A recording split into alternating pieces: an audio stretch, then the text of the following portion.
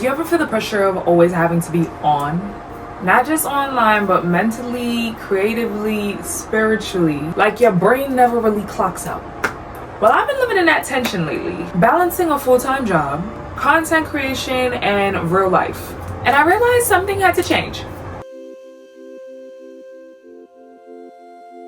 This video isn't about disappearing from social media. It's about learning how to live authentically offline so I can show up for myself online and in real life. And hopefully this helps you too. Welcome back to Vanna's Corner. If you're new here, we do everything lifestyle, pop culture, positivity, and faith, of course, because God is ahead of my life as always.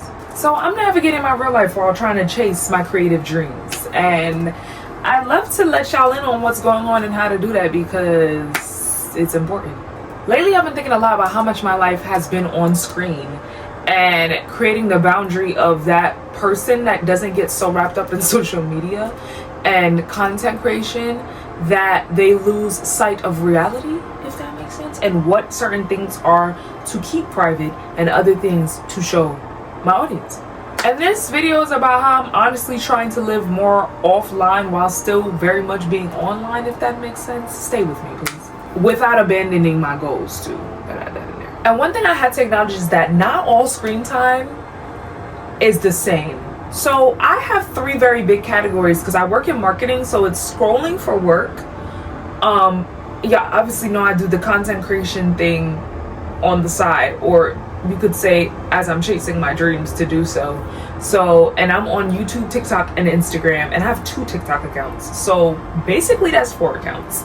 And sometimes I double on Threads, but not really anymore. So content creation is what I'm scrolling for. And then you have the actual leisure part of it all when I'm just trying to consume content for the fun of it, which I actually do a lot of that on YouTube and some on Instagram because I have my own personal account on Instagram. TikTok, I don't have really a personal account. The account I have for Vanna Montana is pop culture based, but I kind of like look for stuff, just leisure things on there. But the main places where I kind of, I guess, decipher where I look for leisure is YouTube. I really don't scroll through YouTube Shorts that much, which is ironic because I love YouTube Shorts. I do it every now and then. I actually look for more long form content. Like if you see, I had the whole YouTube rap thing, and I love looking at other creators and their long form videos just to look for the fun of it.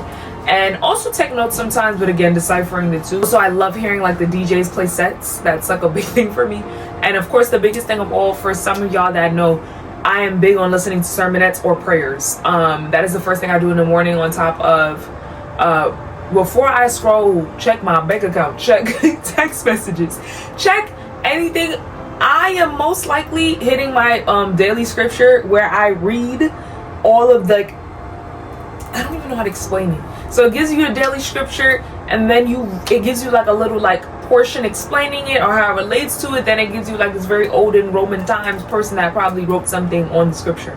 It's a lot. So I do that, and then I usually listen to a sermonette or a sermon or a prayer on YouTube. So yeah, this is how I decipher. That I clearly know is something that I don't like. I know that's actual leisure when I do that. But for a while, the 3 have been blending just a little bit. I would tell myself I was relaxing, but I was consuming a lot of information. Like I was like, oh yeah, I'm totally not gonna look at a burner account I have for work and like finding trends and stuff on there. I'm totally not gonna look at that. And somehow I fall into looking at that on not work hours. Very bad, y'all. So my mind never really fully shut off and said this is leisure time, and that's the struggle that I've been having. I think this affects creativity, affects my peace of mind, attention span. Oh Lord, the attention span has been getting worse. I'm not gonna lie, y'all. Like, and that's why I really do stress watching long-term YouTube videos, because I think it has been helping me in my attention span situation now with adding scrolling for work through everything. And joy, I feel like it does affect my joy sometimes because of what I may see on the internet and how I move through my day, or not being able to juggle the 3 properly, so it just intertwines. This is when I realized I wasn't really burnt out from creating, which is very interesting. I was burnt out from never disconnecting like ever. which is why balance is so important. And I talk about that in the episode that I either have posted already or I'm about to post, with talking about the grind of content creating and balancing that with spirituality. I want to be clear, I'm not completely offline. I'm working now on a reading for a couple of hours to turn my brain off from being online constantly. And I even try to do it with the reading certain scriptures of the Bible. I've been trying to work on that too, like taking my time to read some of that to move my brain from content creating and scrolling. So I still love creating, I still love sharing, and my dreams absolutely include content creating, because duh. But being offline for me means being present.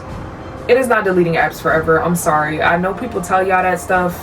That is great for them if they're able to do it. Tess, that gets content creating tips. She says she actually, I think, she deletes the apps or logs off for like Saturday and Sunday. I think she says she does, and then comes back on. Kudos to her, and I think she has a whole team behind her to be able to do that.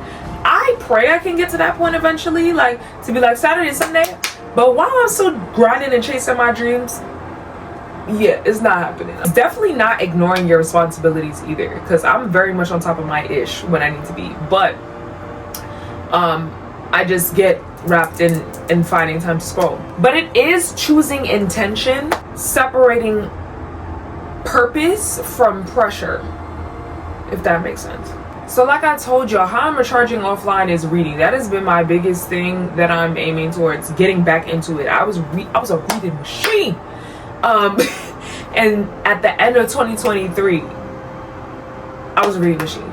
I think I read like 7 books, and I think I started end of September. I was reading, and then it got caught up, and I got too ahead of myself because I said, let me read 3 books at once. Don't do that. Unless you are legit an active reader, a bookstagram, a book talker, I feel like do not be reading 3 books at once. I'm still reading them today. It's been 2 years. That's bad. I'm almost done with 2 of them, so that's good. And now I'm about to start reading another book on my Kindle. Oh my god, I know. No audiobooks, so I'm multitasking, which I do actually eventually want to get into audiobooks. But it's literally just me offline and reading, really reading, y'all, and paying attention.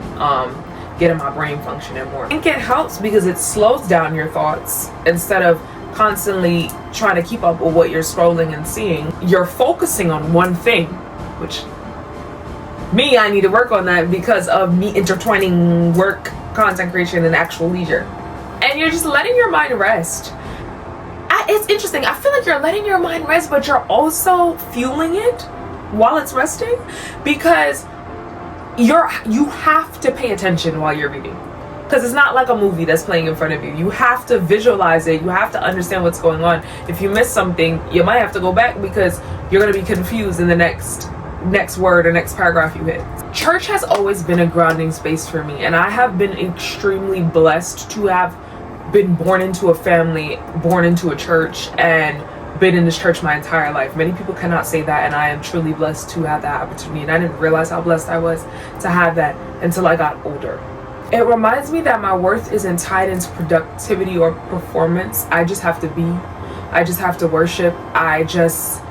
There's not me having to keep my brain moving. I think that is the best time, and I didn't realize it again until I got older.